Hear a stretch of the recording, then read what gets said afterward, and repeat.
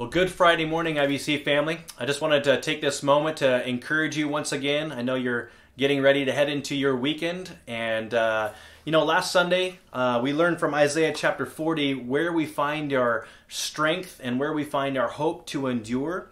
And we really learned that ultimately that God does in fact see our hopelessness. He understands our fear. He understands our circumstances.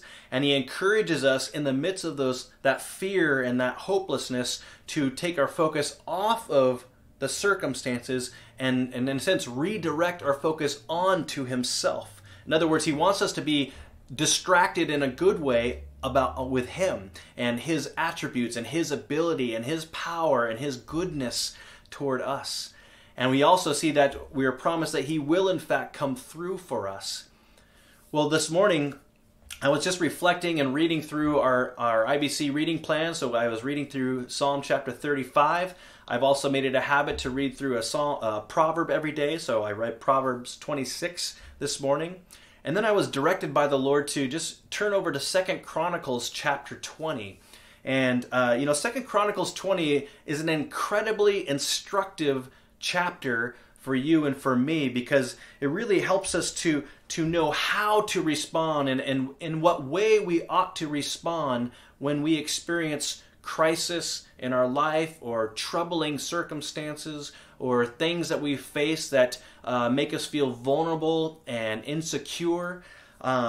Just to give you a quick backdrop of what's going on here in 2 Chronicles 20, the king of Judah is King Jehoshaphat. And King Jehoshaphat did some amazing things for the kingdom of Judah.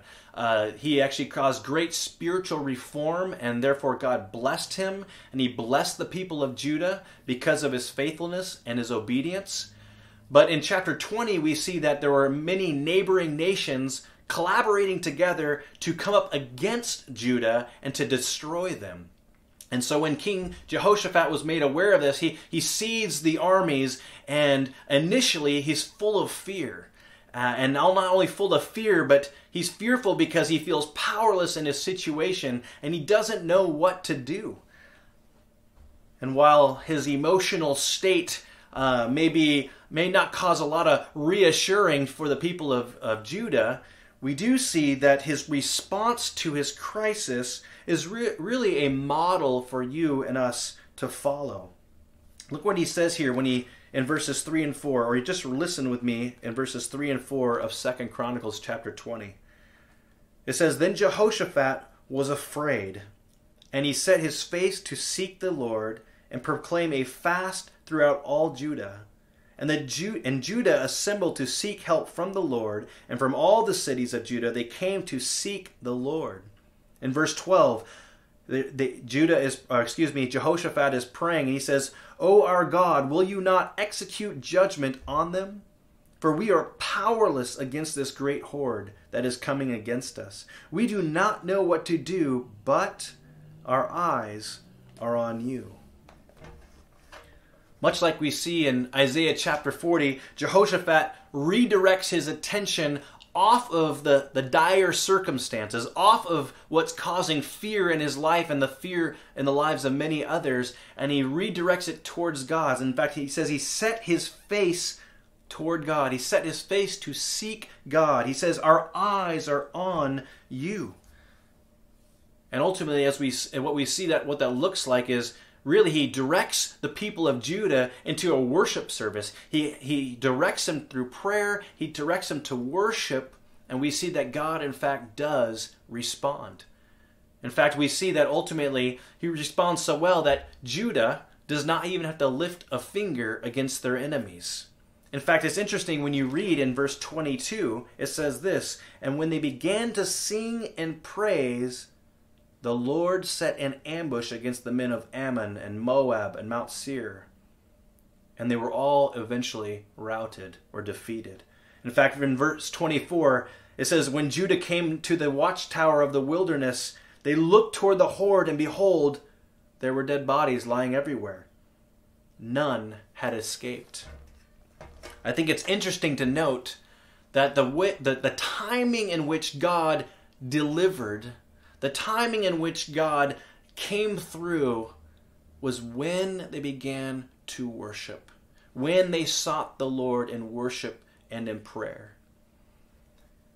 You know, much like King Jehoshaphat, you might be experiencing circumstances in your life that induce fear.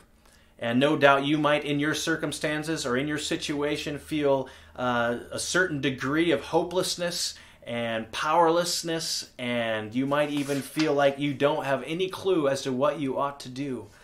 But I believe we can also follow the example of Jehoshaphat and the whole kingdom of Judah, in that when they were in this very difficult, scary situation, the response was very appropriate for us to follow today. And that is, they sought the Lord, they set their face to seek God, they worshiped God, and they prayed to God, and God delivered.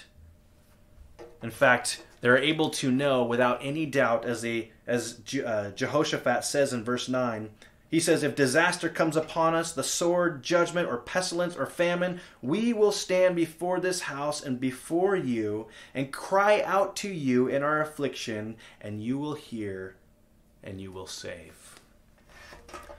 You know, this resonates well with what David writes in Psalm 121 when he says, I lift my eyes up to the hills. Where does my help come from?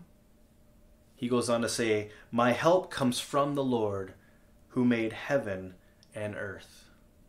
So IBC family, I just want to encourage you as you enter into your weekend. Perhaps some of you are experiencing some sort of anxiousness, fear, maybe because of what's going on in our world today, maybe because there's something hard, maybe some of you have lost your job, maybe you're wondering if you are going to lose your job, you're wondering how you're going to pay the bills. There's a lot of things that you're dealing with right now, and may I encourage you in this way, much like Jehoshaphat, much like the people of Judah, your greatest need is to take your focus off of the circumstances and to put them on Christ. Focused on Christ, not the crisis. Worship God. Come to God in prayer. And I believe, as he did for the kingdom of Judah and for Jehoshaphat, he will do for you, that he will deliver you, that he will come alongside you, that he will sustain you in your hour of need. IBC, I'm praying for you. I want to just say I love you, and I look forward to gathering in worship together this Sunday at 9 a.m. sharp. God bless.